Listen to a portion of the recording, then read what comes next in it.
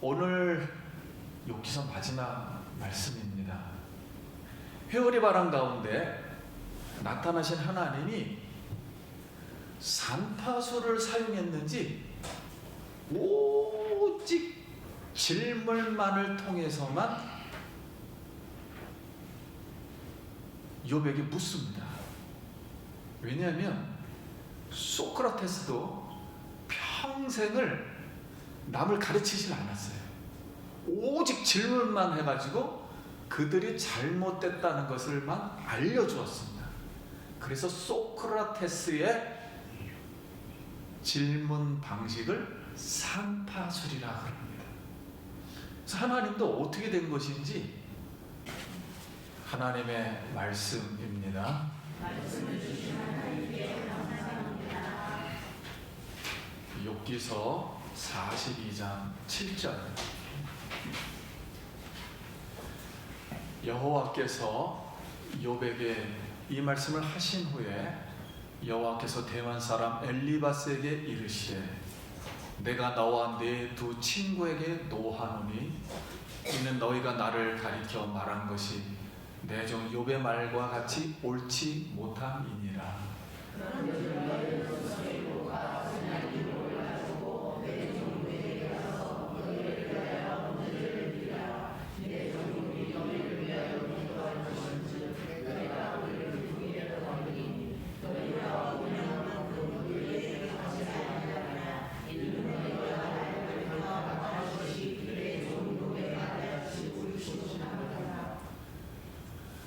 이에 대만 사람 엘리바스와 수아 사람 빌닷과 나아마 사람 소발이 가서 여호와께서 자기들에게 명령하신 대로 행하니라. 여호와께서 욥을 기쁘게 받으셨더라.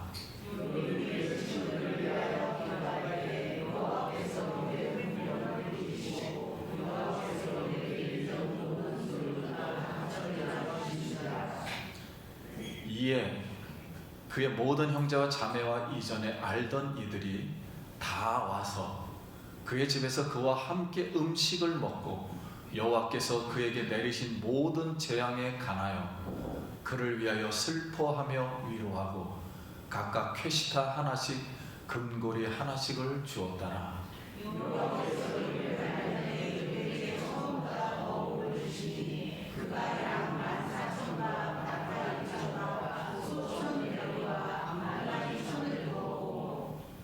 또 아들과 일곱과 딸 셋을 두었으며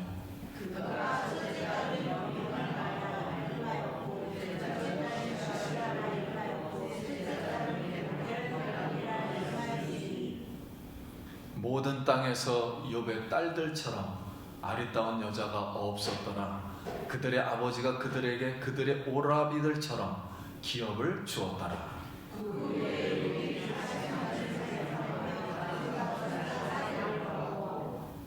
욥이 늙어 나이가 차서 죽었더라.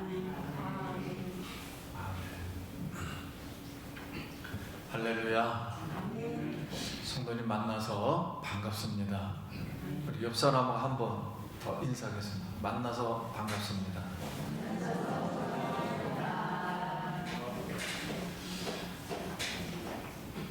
우리 오늘 한번 이 말씀 한번 따라하고 시작하겠습니다. 같이 따라합시다.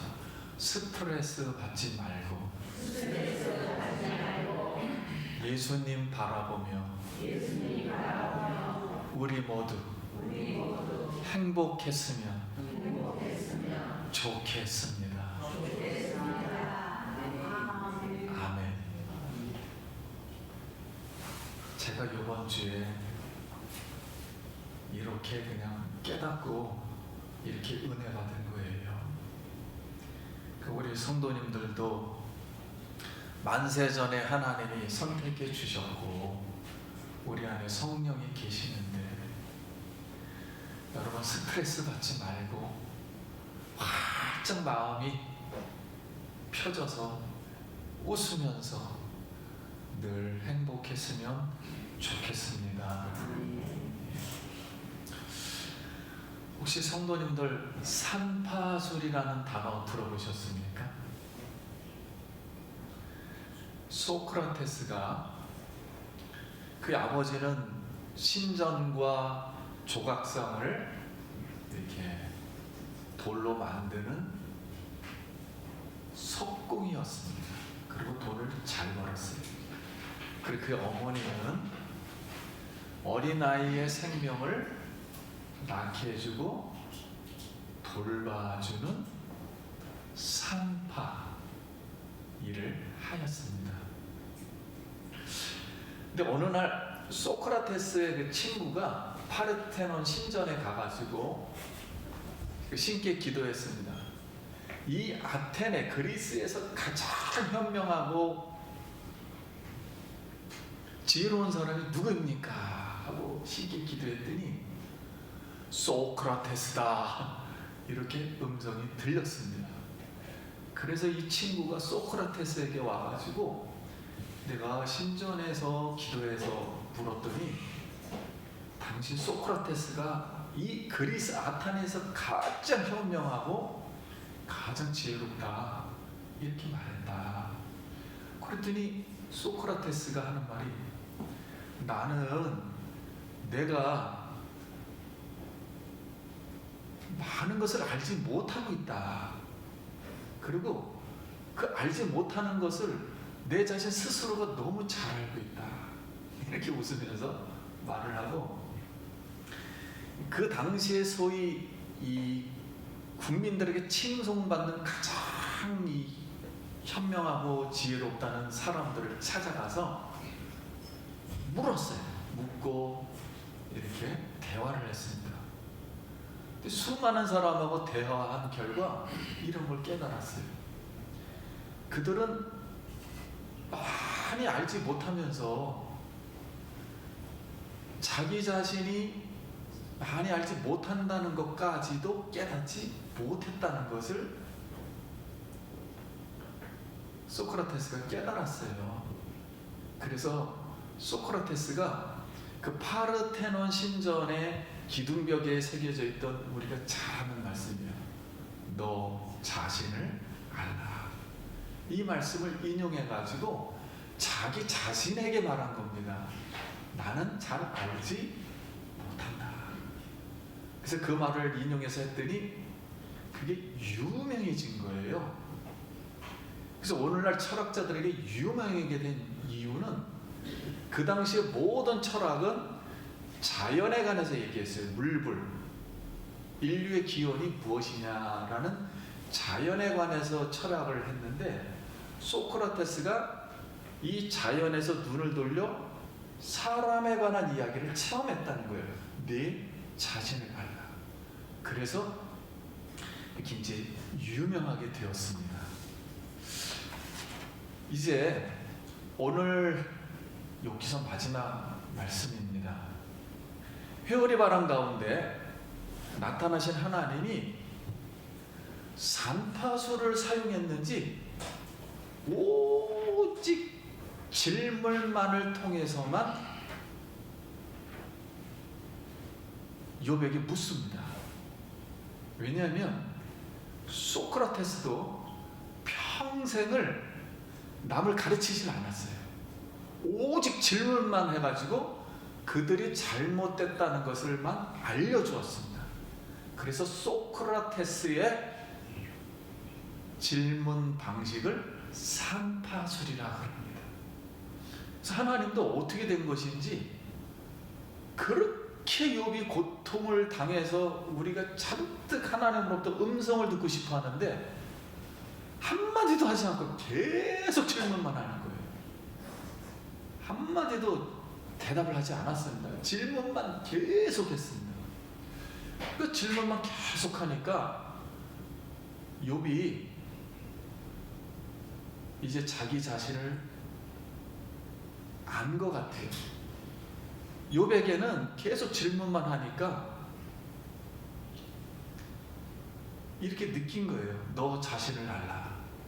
그래서 이렇게 느껴서 욥이 하나님께 고백합니다. 하나님, 내가 이 인간 세계의 사회 안에서 우리가 잘 알고 있는 인과응보, 원인과 결과, 심는 대로 거둔다. 악인은 축복받고, 선인은 축복받고 악인은 벌을 받는다. 이 원리대로 하니까 자기는 고난받은 게 벌 받은 거잖아요. 친구들도 계속 너는 벌을 받았다. 이제 이거에 대한 하나님 앞에 질문을 한 겁니다. 이거에 대해서 내가 거기 집착해가지고, 하나님, 이 논리가 나에게 이렇게 있는데 나는 죄를 짓지 않았습니다. 근데 왜 고통을 받느냐? 그리고 성경에도 하나님은 욥이 그런 죄를 짓지 않았다고 그랬어요. 의인이라고 그랬습니다. 그럼 하나님의 정의가 잘못된 거 아닙니까? 하나님이 옳다면 잘못된 거 아닙니까? 하고서 하나님이 정의롭지 못한 것에 대해서 제가 이제 철회하겠습니다 그랬습니다.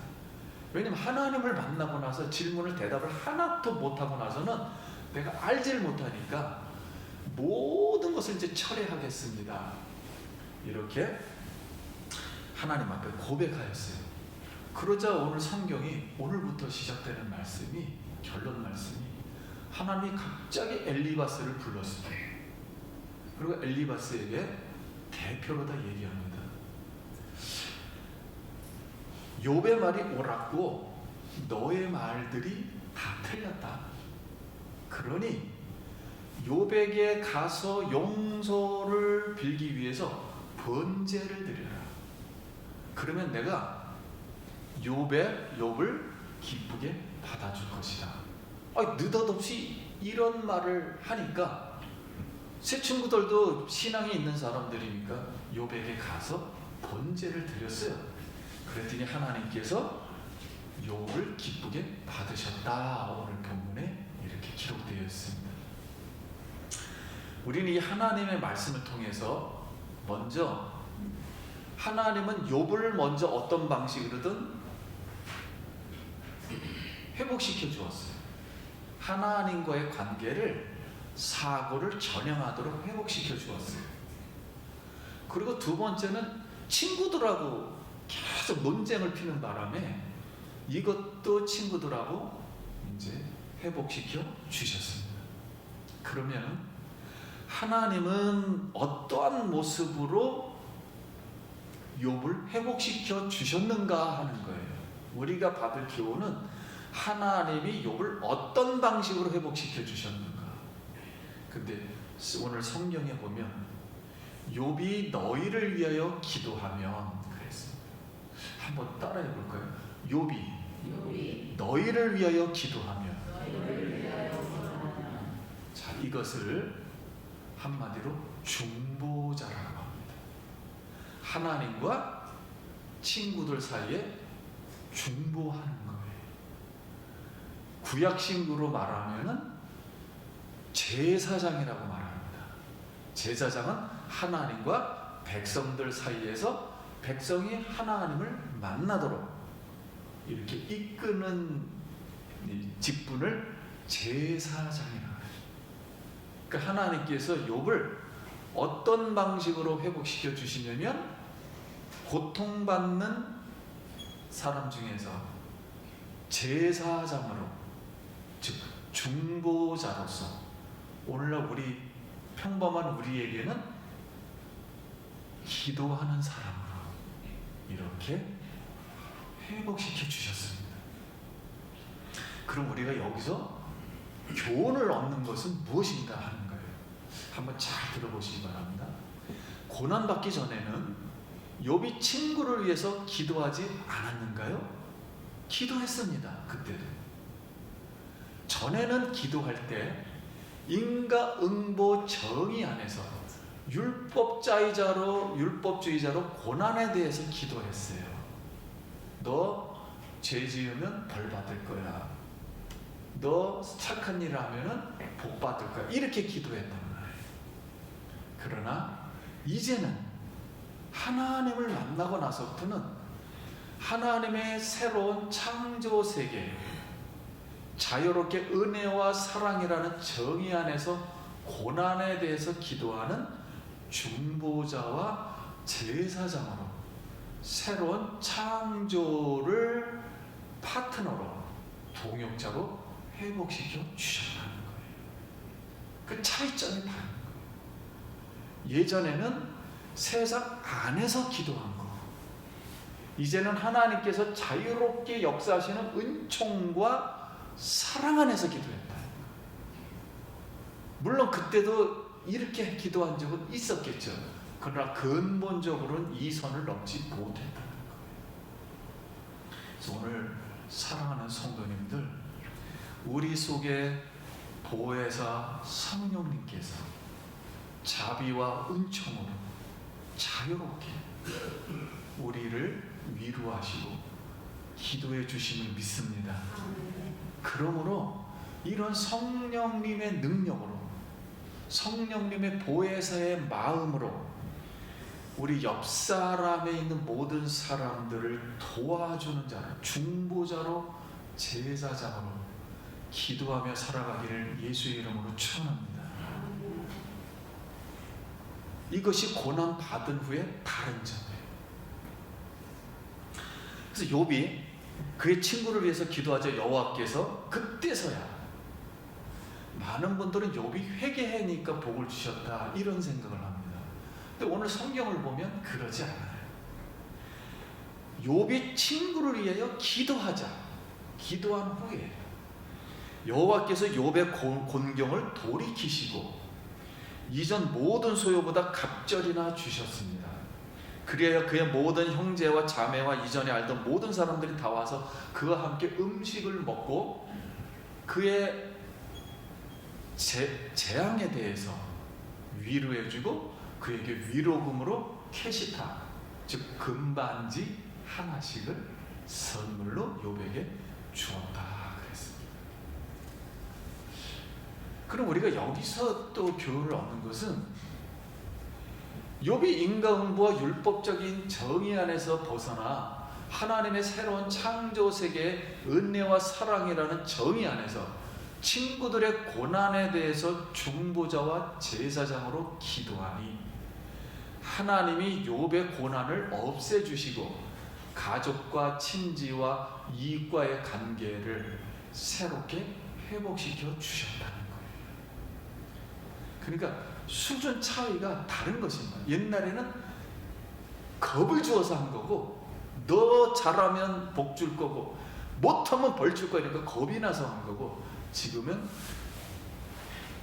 죽기 일보 직전까지 모든 걸 다 잃어버리니까는 이제는 이제 마음이 성령님과 같은 마음이 된 거예요. 하나님 같은 마음. 다 세상을 보지 말고 오직 예수의 이름으로만 기도하자. 이랬더니 하나님께서 그 순수함을 보셨는지 욥의 모든 공경을 돌이키시고 모든 가족 친척들이 다시 다 와서 다시 회복시켜 주신 줄 믿습니다.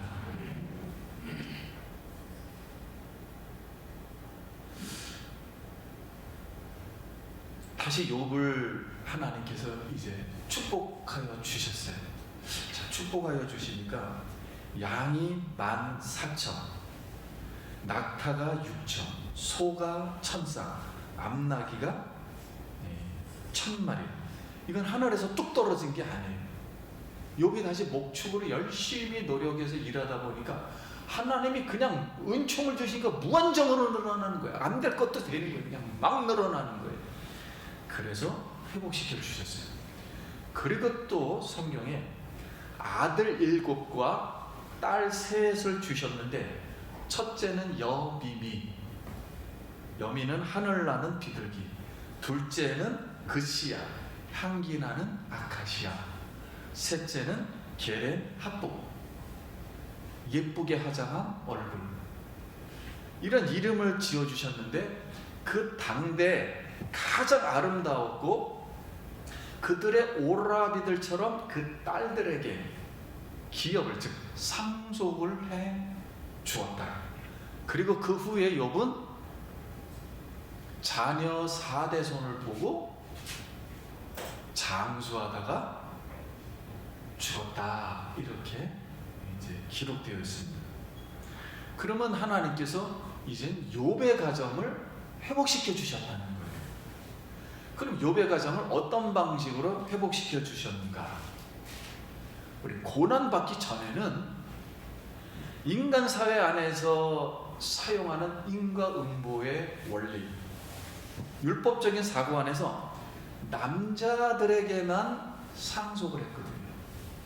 우리나라도 상속제도가 1993년인가요? 그때부터 바뀌었어요. 여성에게도 상속할 수 있다. 그 대신 맨 처음에는 퍼센티지가 얕았어요. 지금은 똑같습니다.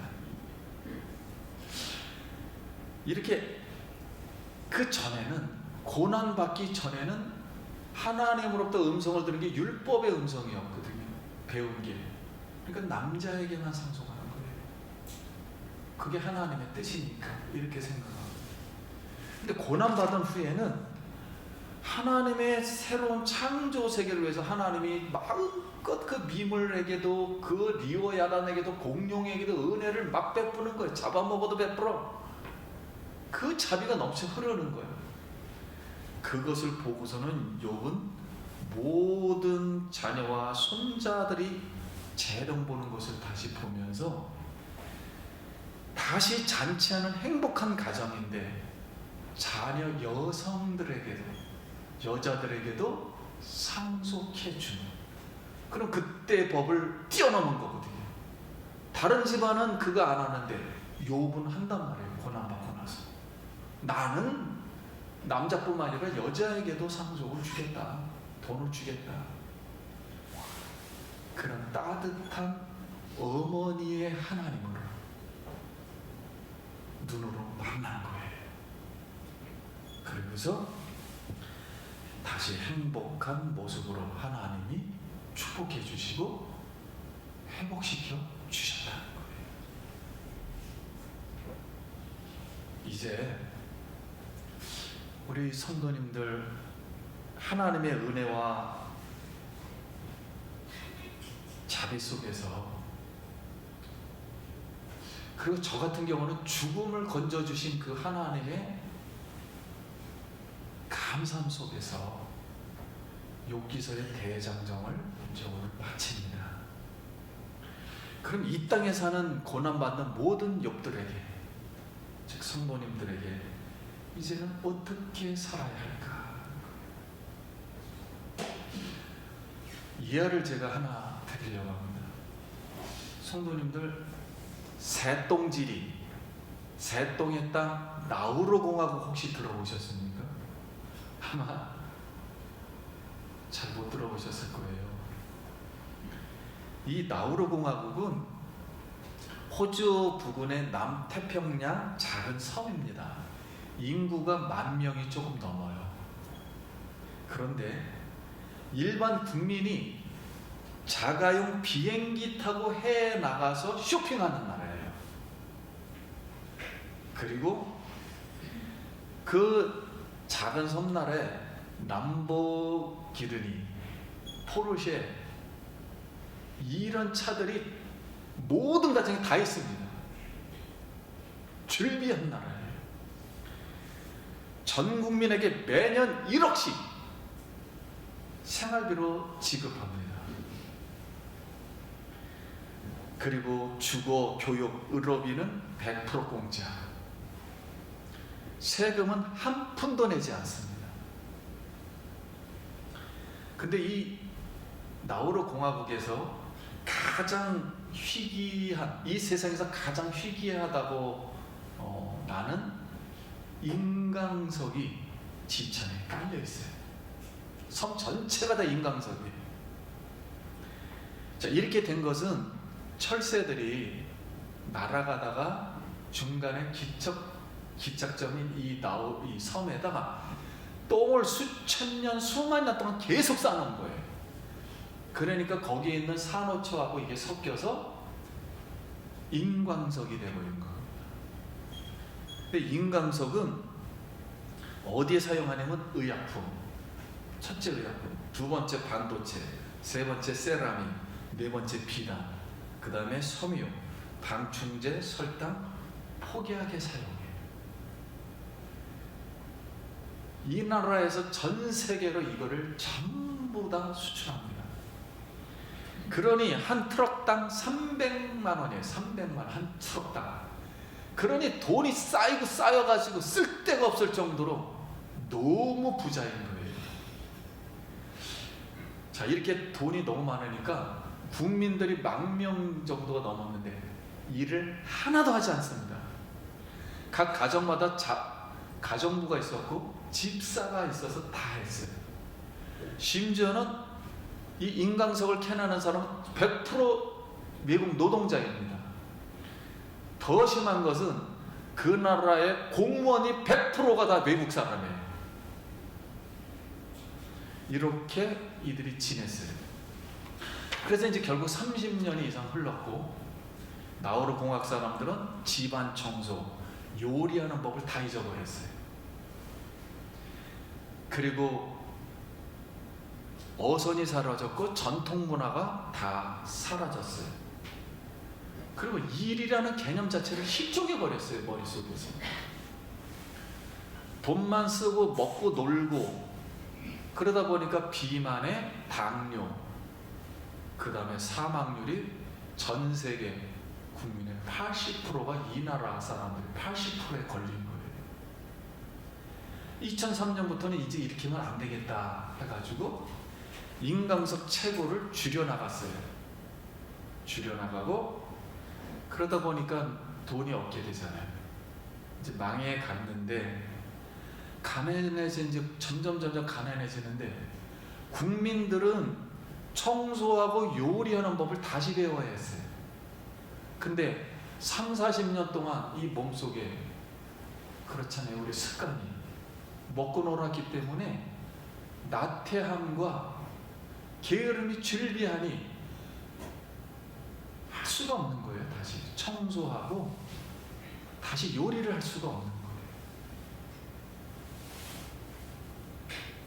결국 무분별하게 인강석을 이제 너무 많이 파다 보니까 섬 전체가 지금 가라앉고 있는데 그래도 백성들은 일하지 못합니다.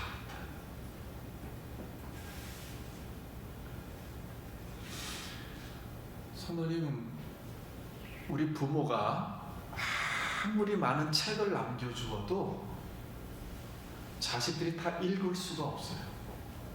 그리고 부모가 아무리 고기를 많이 잡아주어도 다 먹을 수가 없어요. 다 맛있게 먹을 수가 없습니다. 그리고 아무리 돈을 많이 남겨주어도 다 지킬 수가 없어요.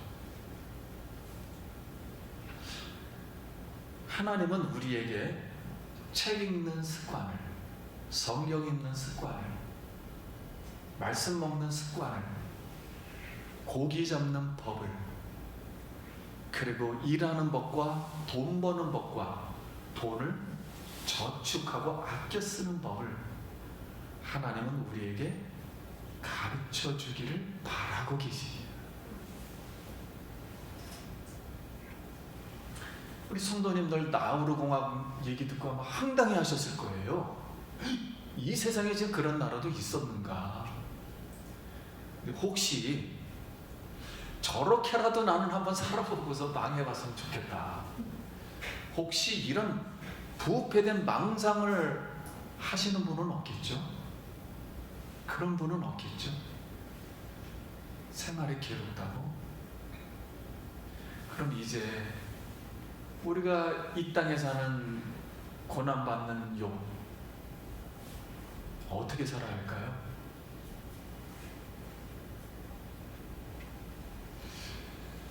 결론 말씀 제가 드리려고 합니다. 그러면 이 결론을 우리가 읽기 전에 이런 질문을 한두 개 더 하려고 해요. 결국 하나님이 욥을 그대로 원상복귀 그대로 시켰습니다. 그러면 뭐로 고난을 줬는가? 원상태로 돌아갔으면 밑죄 본전하네. 이거 왜 받은 거야 도대체? 옛날에 울타리를 쳤다면 울타리 다 벗겨버리고 다시 울타리 쳐주면 이거 뭐 하는 것인가? 하나님은 원상복귀 아닌가? 아무것도 뭐 이득된 게 없잖아요. 그대로 줬으니까 있었던 거. 근데 성도님들, 우리가 재물이 풍부하지 않거나 그리고 자녀의 축복, 그 다음에 행복하지가 않고 이런 것들을 하나님께서 우리에게 주시지 않으면은 우리 인간은 너무 연약하기 때문에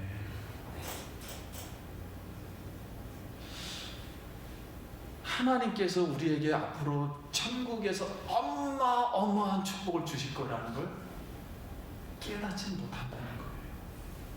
그래서 하나님은 부득불,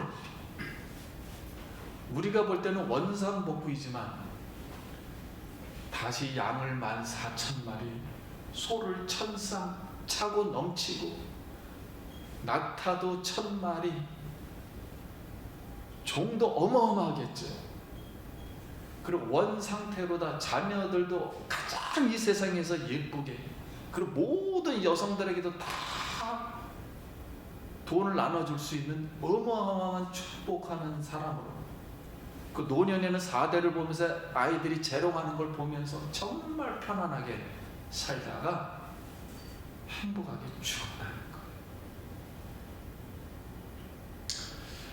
그래서 우리가 너무 약하기 때문에 하나님은 이런 거를 배려해 주었다 하는 거지.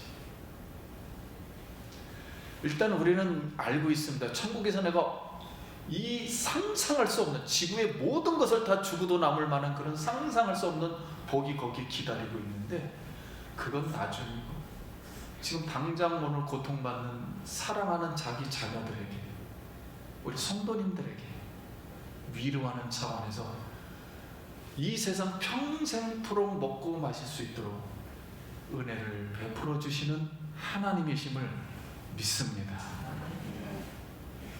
성도님도 너무 걱정하지 마시고 스트레스 받지 마시고 너무 괴롭다고 울지 마시고 풍성하신 하나님을 바라보길 바랍니다. 제가 읽겠습니다. 하나님은 만세전에 그리스도 안에서 우리를 택하사 우리로 사랑 안에서 그 앞에 거룩하고 흠이 없게 하시려고 그의 기쁘신 뜻대로 우리를 예정하여서 그리스도로 말미암아 자기 아들들이 되게 하셨으니, 이는 그가 사랑하시는 자 안에서 우리에게 거저 주시는 바 그 은혜의 영광을 찬송하시려고 존귀와 영광으로 지으셨습니다. 그때 거기에서 지금 여기로 하나님의 예수 기쁨 교회 성도님들이 만물을 다스리는 존귀하고 영화로운 자로 창조하셨습니다.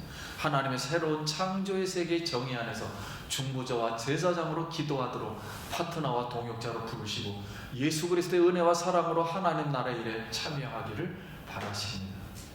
성령이 친히 우리의 영과 더불어 우리가 하나님의 자녀인 것을 증언하시나니, 자녀님은 또한 상속자여 그리스도와 함께 상속자니 우리가 그와 함께 영광을 받기 위하여 고난도 함께 받아야 할지니라. 사랑하는 예수 기쁨 교회 성도님, 나의 고난을 하나님의 영광으로 바꾸시길 예수의 이름으로 축원합니다. 욥처럼 재물과 자녀와 가정이 축복받고 회복되어 다시 잔치하는 가정으로 오래오래 살면서 행복했으면 좋겠습니다.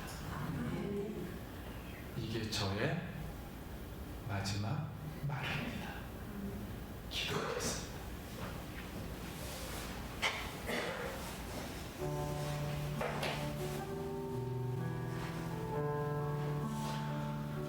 우리 잠깐 감사 기도 드리겠습니다.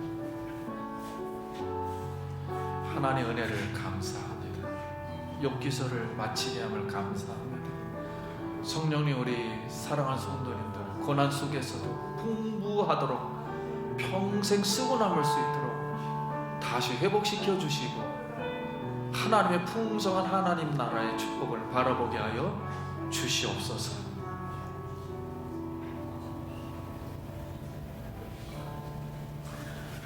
하나님 아버지, 우리 사랑하는 성도님들이 받았던 모든 고난이 영광으로 바뀌게 하여 주시옵소서. 이제 욥처럼 재물과 자녀와 가정이 축복받고 회복되어 다시 잔치하는 가정으로 오래오래 살면서 행복했으면 좋겠습니다. 예수의 이름으로 축복하고 기도합니다.